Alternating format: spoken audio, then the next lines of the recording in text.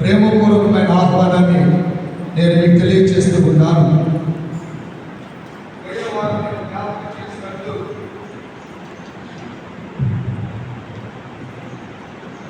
శ్రమల ఆదివారం ఈ రోజున యెరూషలేము జయ ప్రవేశము చాలా ప్రాముఖ్యమైనటువంటి అంశము. ఘడియలు యెరూషలేము జయ ప్రవేశం ఈ రోజు మనకి ఇవ్వబడినటువంటి అంశము. మట్టల ఆదివారము హోసన్నా ప్రభువా మమ్మల్ని రక్షించుము.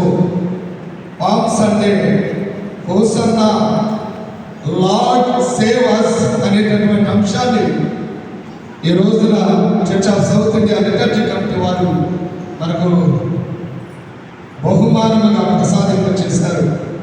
దీని కొరకు ఏర్పాటు చేయబడిన 4 లేఖన భాగాలు.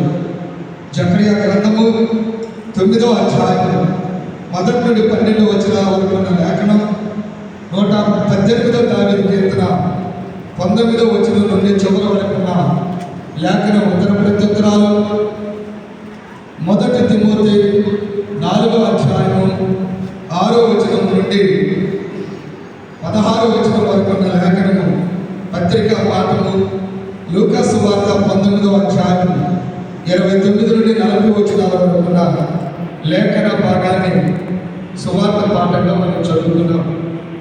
ఈ 4 భాగాలను ఉద్దేశించి హోసన్నా లార్డ్ సేవ్ us అనేటటువంటి ఈ అంశం మీద కొన్ని విషయాలు మనం నేర్చుకుందాం.